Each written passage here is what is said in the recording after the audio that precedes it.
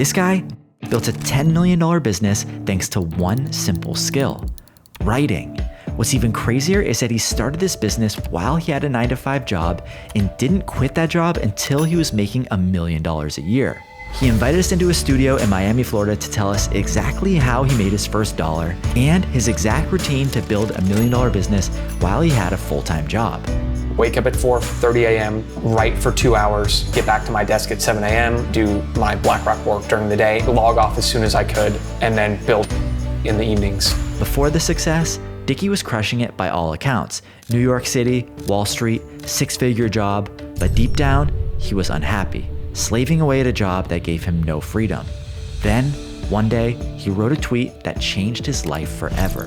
That was how I earned my first $5,000. I didn't have 20,000, 100,000 Twitter followers at the time. In this video, Dicky shares his exact blueprints on how to master the $10 million skill of online writing, how to scale your writing business to $800,000 a month, and the best way to get to $10,000 a month as a beginner.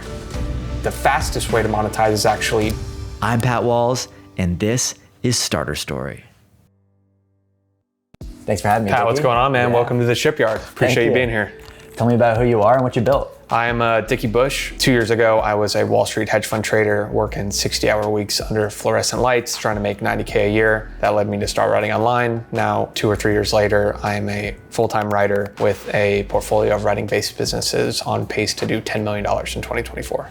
Break down all the businesses that you run. So it's a portfolio right now of 4 businesses. The first is Ship 30 for 30, which is a community-powered writing course that helps beginners who've never written anything start writing online. That one does about $3 million per year.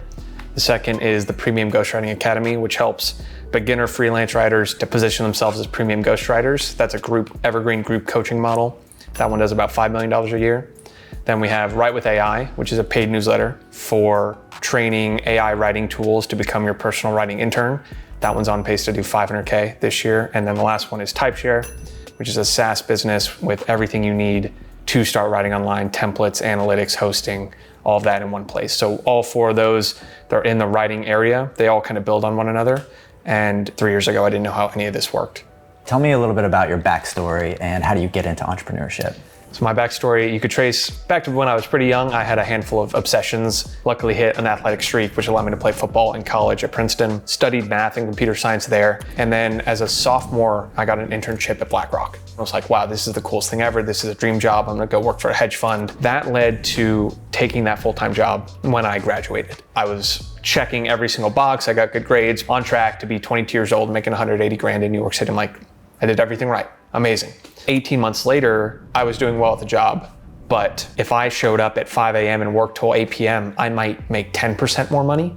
But if I worked as little as possible, I would make the same amount. And that kind of messed with me because I couldn't apply the level of effort that I wanted to because my incentives weren't there. If I wanted to work harder, if I wanted to bring more intensity, nothing would happen. And that was a freak out moment where I said, time to go find something I could do that with. So you're working your dream job on Wall Street, making good money. What was your turning point that got you into writing online? I witnessed someone I worked with ask for permission to go to their son's Little League game, and he was probably 37, 38 years old, and his boss said no. So if I do everything right for 14 more years, I might be sitting here having to ask for permission to go to my kid's Little League game. Uh-oh, I gotta get out of here. Yeah. I didn't quit right away, which I think is a big mistake a lot of people do, because then I would have been operating from a place of scarcity the entire time. Instead, I said, how can I look for ways to passively pursue new opportunities? I started a newsletter inside BlackRock as a way to get my name out there more. After 3 or 4 months of doing that, I said, why am I capping myself with people working in this company when I could use social media and the internet, do the same thing and unlock millions of new eyeballs? Yeah. And that is what led me to starting my newsletter in January of 2020, which was kind of my gateway into writing online. Dicky is the perfect example of someone who was able to turn a simple idea into $1 million side project while still working a 9-to-5 job. But that's because he was working on the right idea and had a solid blueprint on what to execute on every day. And that's why I built Starter Story, a library where you can access over 4,000 business ideas, breakdowns, and blueprints that real entrepreneurs use to turn a simple idea into $1 million online business. That way, you can study and get inspired by what's already working instead of trying to reinvent the wheel. So if you're serious about building a profitable side project and you're still working a 9-to-5 job, then head to the first link in the description and we're gonna give you a free breakdown of 160 solopreneur business ideas to help you get started on your journey. Much love and hope you guys enjoy the rest of the video. All right, so tell me about the early days of writing online, getting your start. So I'm still working on Wall Street, but realized, okay, a lot of the work that I was doing on a daily basis was kind of made up. I went from working 12-hour days down to 3 or 4 and spent the rest of a 10-hour workday learning, reading, immersing myself into different things, and then writing in my newsletter, hey, here's what I read this week, here's what I wrote, here's what I listened to, here's what I'm thinking about, following everything that I thought was right, but I had something like 250 subscribers. And so I committed to a 30-day personal writing challenge where I'm gonna write and publish something every day for 30 days. And at the end of this challenge, if it doesn't work, I'm gonna go have to find something else. Day 27, I hit publish, 0 likes, 0 comments, 0 retweets, went to bed, thought, okay, cool, this is almost over. Like, what am I gonna do? And at the time I was working on a different side project, which was SaaS. That's the better business model, whatever. Went to bed, woke up, that post got retweeted by Naval, Balaji, a handful of other kind of high profile people. It had 4,000 or 5,000 likes. I dropped my newsletter at the bottom and went from 250 subscribers to 1,000. And the big takeaway that I made at the time was you never know what's gonna go viral. You never know what's gonna work. You just have to keep showing up and hitting publish. And that set the flywheel that's been spinning ever since. So now you got a little bit of popularity on Twitter. How do you actually turn this into something that makes money? The viral post was a breakdown of Balaji. The result of that was people who wanted me to write a thread on them were now reaching out to me saying, hey, I really like these worldview creation threads that you've been putting together. Would you be willing to do one for me? And I had someone reach out to me. He approached me, said, would you do this for me? I said, sure. He goes, okay, how much should I pay you? And here I am, I have no clue. I don't want to say something, because I've been doing this for free. I don't want to say something that would get him to say no. So I'm like, look, I don't know what to say. I don't know what to charge. How about this? I'll go do this for you. You just let me know how valuable it is at the end of this and you pay me that much. He's like, sure, great, go for it. I was gonna ask for $250, but again, I didn't ever say that. So I spent the weekend, Saturday, Sunday, just immersing myself, 15 hours, all the way down the rabbit hole. And I put together a really great product for him. Emails me back like 2 days later. He's like, dude, this is amazing. Thank you so much. I can't wait to use all this. Can't wait to tell my friends like, hey, you could go do this for them. Putting you in touch with my assistant who will help coordinate payment. So his assistant emails me and says, hey, where can I pay you? I spun up a PayPal, sent her the link, and then $5,000 hit my account the next day. I thought it was a typo. And so I sent him a message like, dude, that was so generous. Did you mean to send this much? And his response was like, dude, this was amazing. Is that enough for you? I'm like, that's plenty. Thanks so much. Like anything else you need, I'm happy to help.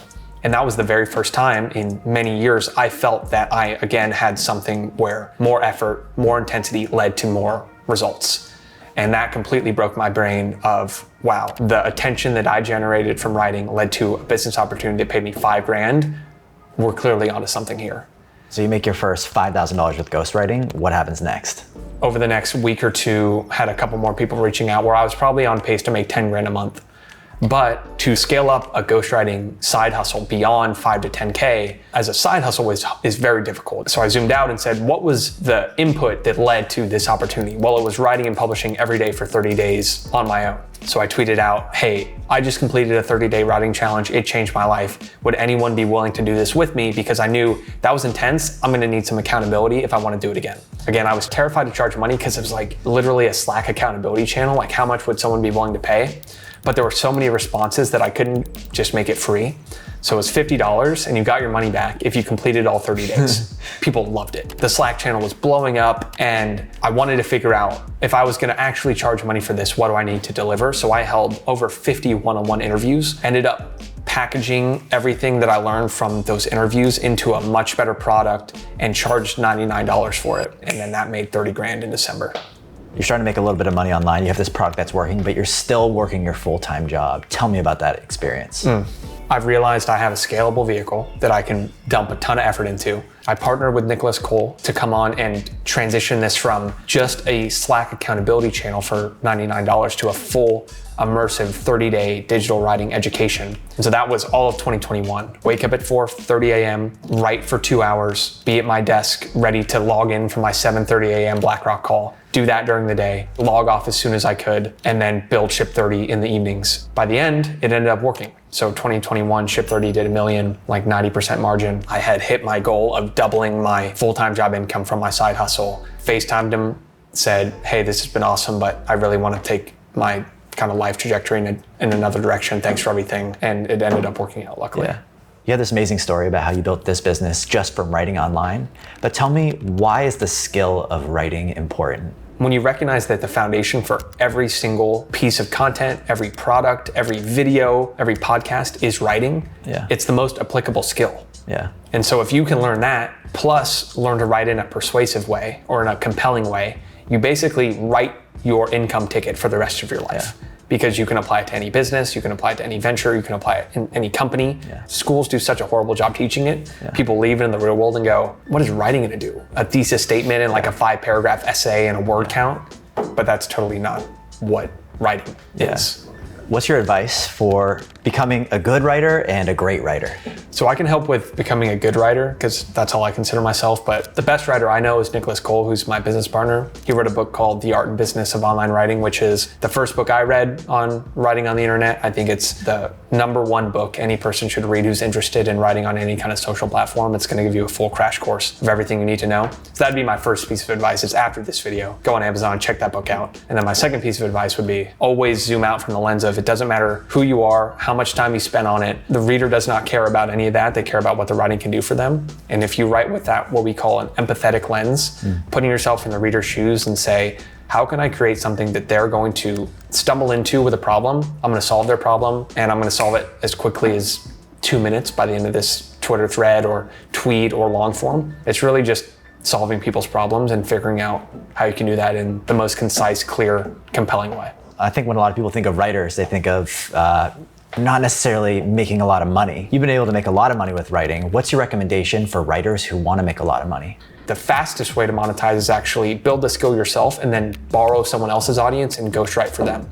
That was how I earned my first $5,000. I didn't have 20,000, 100,000 Twitter followers at the time. I had 1,000. And I had one person reach out to me that I could charge $5,000 for. That's by far the most sustainable way too, because you can build an income stream that's 5 to 10K a month. That doesn't take 40 hours to do. So you have enough to support yourself, and then you can go work on building your own audience on the side. So that's our advice to anyone who's looking to write as a career. It's figure out first how to become a ghostwriter, and then you're operating from abundance of, I have enough money, I can then pursue my passion project or write about this topic that I know will take longer to monetize than starting right away trying to sell your own thing. Tell me about the tools you use as a writer. Any specific tools you recommend for writers? So if you're spending time thinking you have to have the perfect note-taking system and publishing cadence and content calendar and editing system before you start writing, that's the first thing to avoid. Just hit publish. That's the best tool. So I don't really have any kind of complex organized system. If I need to find something I've written in the past, I just search my own Twitter. I use TypeShare for all my publishing, so that's a shameless plug for our SaaS that helps you write tweets, long form, LinkedIn, carousels for Instagram, things like that. And then I just use Apple Notes. I have Apple Notes on my phone, syncs to my computer. Anytime I come up with an idea, I just jot it down, wake up, write for 90 minutes and expand those ideas. So there's a lot of advice of use this tool, use that tool. It's gonna end up being kind of a productive procrastination exercise. So I try to avoid end up giving too much of a prescription on that. All right, so we're here. This is where you get your work done here? I try to. I lock myself away. I lock the door behind me and try to eliminate all the distractions. I lock into a little bit of a cave, but it's good. I'll mix it up. What's a day in the life like for you? So what I've realized is either be in a full build mode, which is my monk mode, 5 a.m. wake up. I have everything scheduled down to the minute, working out twice a day, every single meal's taken care of in advance, going to bed at 9 p.m. I know exactly when that's gonna start, when it's gonna end, so I can sprint very hard during it. And there's a single outcome we're trying to accomplish. That only happens like 3 or 4 times a year now. So if I'm not in a monk mode, I call it maintenance mode. I take it down a notch. I try to sleep for like 9 hours. I spend more time at the beach and take my foot off the gas because that's where those ideas actually start to percolate for the next sprint. Tell me about some of the struggles that you've had in your journey as an entrepreneur, even going back to some of the days when you were starting. If there's anything that's holding someone back from creating on the internet more than any other factor, it's what their high school friends are gonna think about them if they see them on Twitter, like writing. It clicked with me that those people are far too busy thinking about themselves to pay any attention to you. You are not that important. I was letting the imaginary opinions of people I didn't even like hold me back from getting started writing. When that clicked for me, I go, okay, I should probably just hit publish on this. And I remember hitting publish for the first time and no one read it. Now I have a new problem. No one cares what I have to say. So this big idea that the whole world's gonna laugh at you is actually the opposite problem, which is actually harder to solve of, well, wait, no one cares what you have to say. How do you actually put something out there that people want to engage with? All right, last question that we ask to all founders that we interview on Starter Story. If you could sit on Dickie's shoulder when you're just starting out, what advice would you give to him? So the first one we talked about a ton, which is if the current vehicle you're in is not leading to more income or more skill, if you double your effort, find something else. I wish I'd have made that realization right when I started working instead of waiting 2 years. The second one was once I made that realization, I started down the path of productive procrastination, where all I was doing was reading business books without a business, reading writing books without writing, reading leadership books without a team to lead. None of that actually helped me do anything until I had something to work on where I could stop learning just in case and start learning just in time, where, okay, I'm starting a newsletter. I need to learn how to write a compelling subject line. Now I can go read that copywriting book, jump to the single chapter on subject lines, surgically read it. Now I have that skill. Now I can move on to the next thing. And you end up learning so much quicker when you have a project or something to work on that provides that relative context. And then the last one is that the people you look up to are no more special than you, or more talented or smarter. They're just more than likely been doing it for longer. So just zoom out, extend the time horizon, and you'll end up getting there too if you just stick with it. And then I'd say the last one is there's never a perfect time to start anything. That's a big fallacy I had. That was once I quit my job, then I'll start this thing, or once my mom gets better, then I'll do this thing, or once work slows down, or once I move jobs. That never ends. And so if you can't get started on something today thinking there'll be a better time in the future, that's never gonna come. So anytime you can just throw all that out and say, how can I take one step forward on it today? I call it killing your onces. If you can kill all the onces in your life, you'll be in a better spot. Thank you, Dickie. Dude, appreciate you having me. Awesome. This is great. Follow this advice and you'll have a $10 million business ghostwriting. Peace. All right, guys, that's it. I hope you liked this video. Personally, I think the coolest part about Dickie's first business is that you don't need any employees or insane funding to start. All it really requires is a laptop, an idea, and a couple of hours of work per day. So if you're curious about building a profitable side project, head to the first link in the description to get our free breakdown of 160 solopreneur business ideas, just like Dickie's, so you can get started on your own journey.